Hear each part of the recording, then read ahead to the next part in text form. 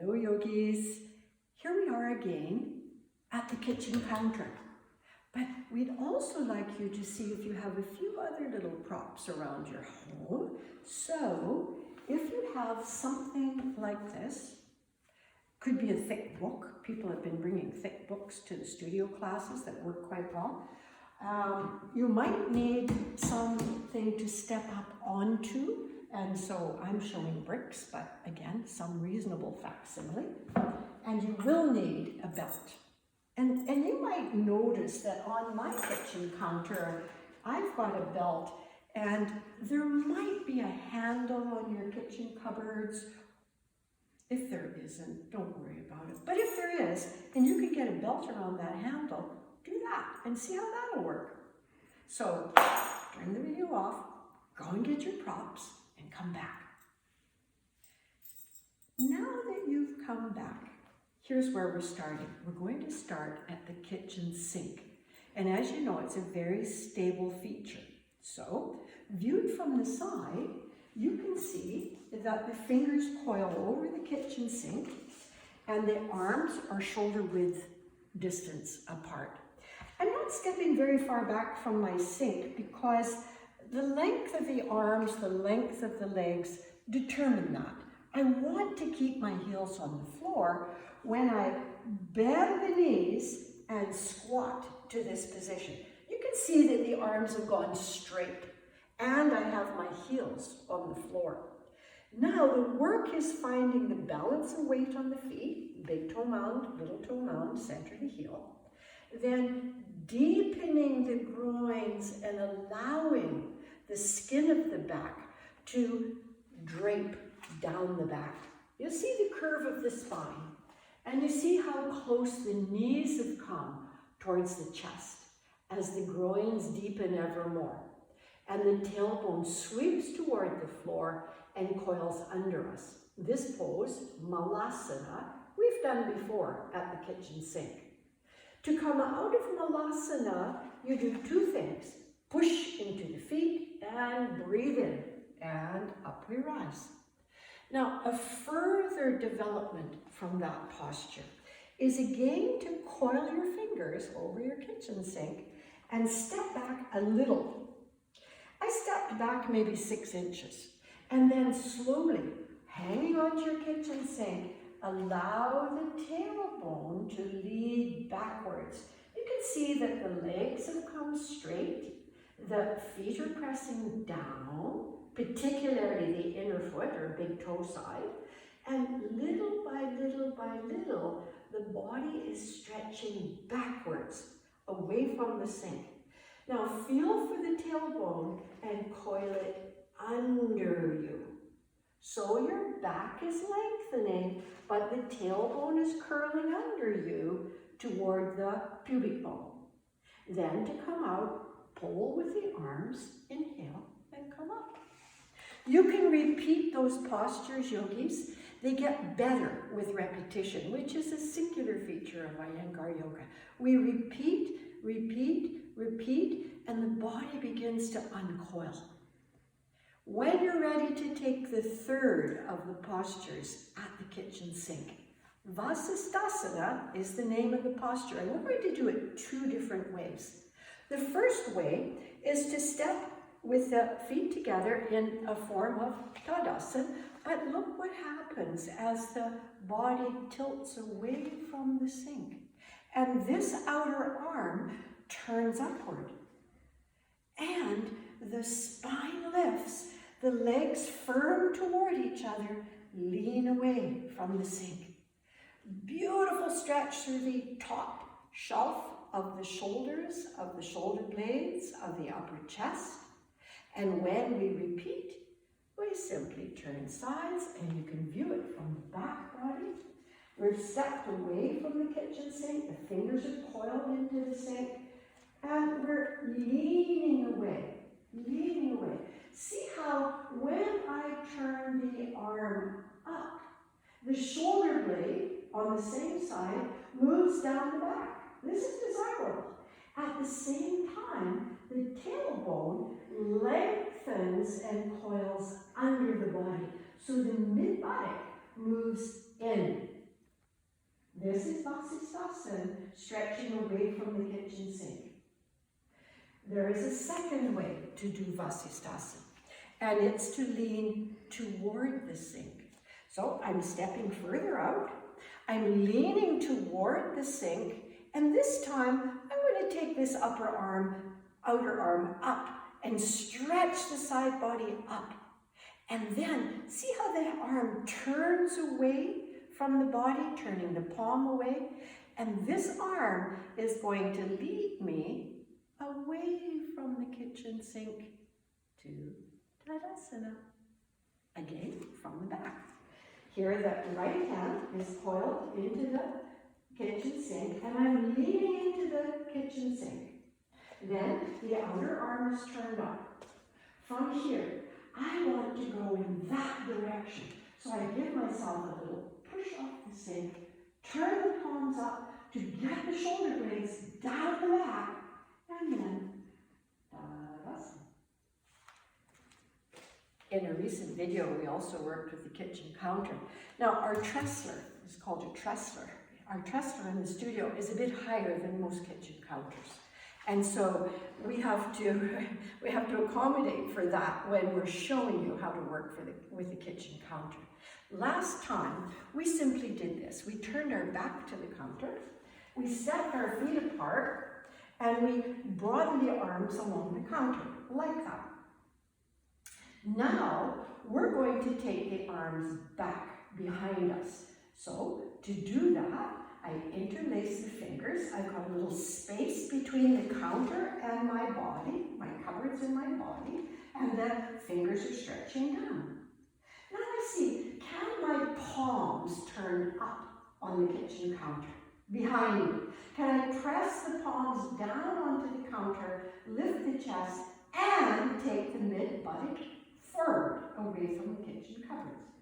This gives me the option of the upper chest lifting and broadening. I'm going to take that now into this posture, Virabhadrasana 2.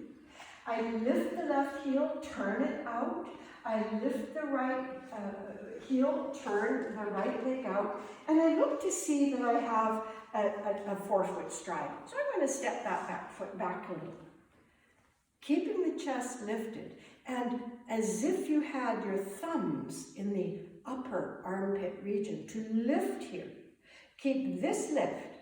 Keep the tailbone descending. Keep mid-buttock moving in. And then bend the knee.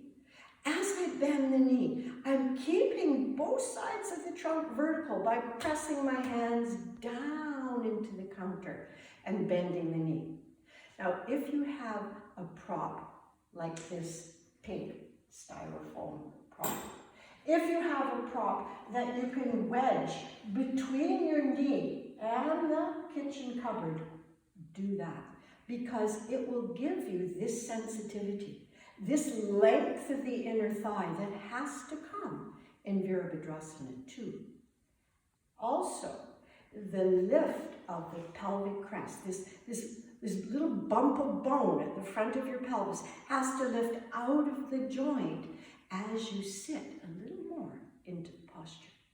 Virabhadrasana is completed when the head turns to look beyond the right shoulder. And to come out, the head turns forward. You can bring your foam block with you as you turn the right heel out, as you turn the left leg to come to the second side. When we bend the knee, this is a very useful prop because it insists that to hold the prop, we have to get this length and this inner length more and more. Holding the prop in place, the arms come to the counter. Press down with the arms, lift the chest. Remember this action, as if you had thumbs. Lift up there, and then turn the head. Virabhadrasana 2. Take your foam block, straighten the leg, turn the feet forward. Again, repeat it, because the first time is a state of discovery. The second time, a little more occupation of the pose, and the third time, the light starts to shine. Here's another posture for the kitchen counter. Utthita Parsvakonasana has similarities to Virabhadrasana too. Similar to the stride, forefoot, similar to the back heel moving out, the front thigh turning in this fashion, similar to the knee bending, similar to the wide chest. But now, if you have maybe you have a handle on your kitchen cupboards, or maybe you can tie a strap along your kitchen cupboard in some way, you're going to lift that right side body up. This whole length is going to lay across the center of the thigh. And if you've got something to tug on, it will help you to lengthen the low ribs along the thigh. Then don't clasp. If that's not available, do this. Press the inner elbow press the elbow joint against the knee. That will keep the center of the knee over the center of the foot. It will keep the thigh parallel to the cupboard. And then the top arm could do this as we look into the elbow crease. Or the top arm could come up and then turn in the shoulder joint and extend, and we look into the elbow crease. When we're ready to come out, we use the inhaling breath to draw us up, to straighten the leg, to turn the foot to come to the second side. If your belt is available to make a loop, there's another way you can use the belt loop while you get this pose. I'm folding the belt in half and taking the place where it divides inside the thigh, like that. And then I make a little loop. This loop comes to the inner uppermost part of the thigh. And the purpose of it, when I catch it with my right hand, is to draw this thigh from inside to outside as I bend the knee. Now I've got the center of the knee over the center of the foot, the knee joint over ankle joint, all is well in the knee. However, these side ribs have a job to do. We want to lay them along the track of the center thigh. If you have something to catch with your fingers, I have the Tressler, pull and lengthen the side ribs. See how the trunk is already turning from left to right. Lengthen the side ribs and turn as you lengthen. Right hand is holding the belt, pulling down. Then this hand can catch the inner knee. I've turned the palm up, nudge the inner knee, and turn.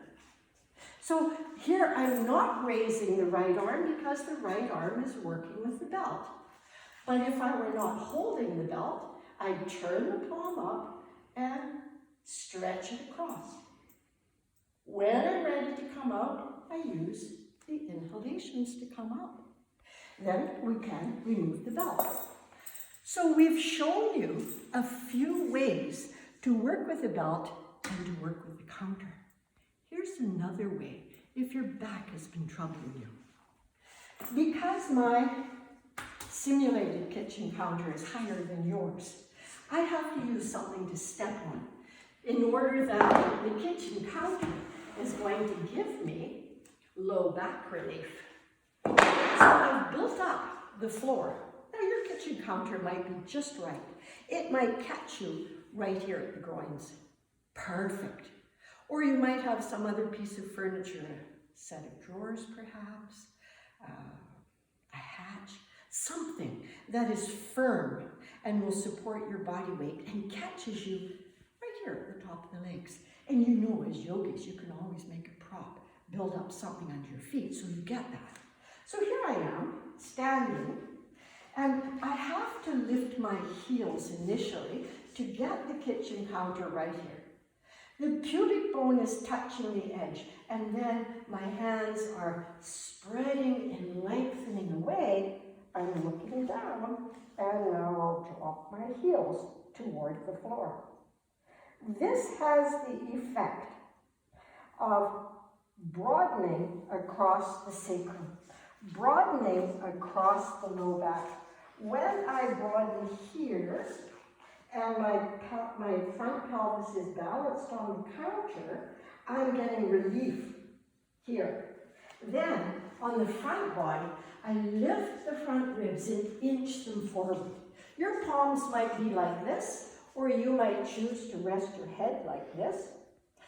If in the case your kitchen counter is too low, easy. You could take a blanket and fold it along the kitchen counter, or you could take your foam blocks or some other prop that gives you this support of the front body so that you can stretch the front body along the kitchen counter and the back body relieves itself by spreading and relaxing, particularly around the sacral band. Let's look at that again. Up go the heels, pubic bone on, chest coming forward. My abdomen is on the kitchen counter. The front body is stretching forward, and I'm lifting the chest and inching it along the front surface. And then I might rest my forehead this way, or you might rest the arms stretched out in this way, but you want to be able to stay. I'm letting my heels drop down more and more, and this is giving me traction. The traction is taking the top of the buttock toward the sit bones, toward the floor. And this also has the effect of spreading and lengthening this area. To come out, lift your head. Firm the contact of your feet with the floor or with the support that you had, and step down. Last time we were with you on video, we asked, could you please bring a little stool or a chair or something about the size of our halasana bench. And once you have got organized your prop, you might find, well, the halasana bench might be a little bit low for you to take your heel in Utthita Hasta Padang. So you might say, oh, I could build it up a little and give myself a little support. Or looking at that and judging the height of that little support, you might say, let me test first. Can I take my foot, my heel to that support? And at the same time, can I keep the standing leg firm? So test both sides. Firm the standing leg, foot facing forward. Extend the opposite leg. Stretch the heel away. You notice it's just the heel on the support. It's not the whole back of the leg, just the heel. And the heel is digging down into the floor. I don't need my belt unless I feel wobbly, but if I felt a little bit wobbly, I could lasso the foot. And now I feel stable. This action, Utthita Hasta Padangusthasana, lifts the upper body off the pelvis and firms both legs. It stretches the back of the leg, the inner leg, the front leg. To come out, you slip the belt off and step down. Now, some of you might be able to use the kitchen counter. Let's see. Facing the kitchen counter. I'm not going to use my belt. Facing the kitchen counter, I firm the standing leg, look forward at the space I'm looking at, and bring the leg directly forward. I want just the heel. So I'm moving this foot, this leg in so that the leg comes straight forward from the hip socket. I don't want the leg swerving out, nor do we want it crossing the center line. So see the leg come straight forward. Then here, the outer hip. Guide it down to the floor as you firm the standing leg. Guide this outer hip down as you extend the back of the leg toward the tressler. Then, this thigh bone sitting in the hip socket pulls to the back of the buttock. As you lift the chest up, take your hands to the kitchen counter and start to work forward, but not in this position. Don't allow the back to pop up out of the body. Draw the spine in, lift the chest, and come forward only what you can with the spine long. And then look down. Breathe. Enjoy the stretch at the back of the leg. Keep drawing this femur, this thigh bone, into the back of its own buttock, lengthening the attachment of hamstrings to the sits bones. When you have fulfilled this pose, then lift the trunk, step down, and pause, the precious pause. Feel the difference between the right side, left side. You'll notice quite a difference. Second leg comes up, this leg firm, toes facing forward. One little word about that. Sometimes if the hip is tight, the standing leg heel does this. It swivels under you. Don't let that happen. Pin that foot down. Look to the place that you're going and bring the right heel up. Now, if you find that this is too much, you're ambitious, you want to do more, but this standing knee is bent like this, that tells you this height is too high for you. If you can't, even with hands on, pull up off that standing leg, lift the chest, and begin to come a little bit forward. Then you might consider that height.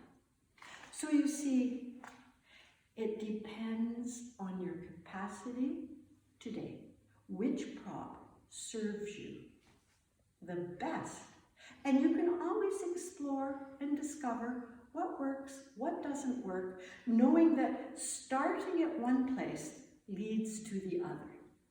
I hope that you've enjoyed this yoga in the kitchen. We have a second and now a third video coming your way. And if you have suggestions, ideas that you would like to explore, or questions, easy. You can contact us through the iyengaryogananaimo.com website, through the contact link. Ask us questions, give us suggestions. We'd love to hear from you. Thank you, yogis.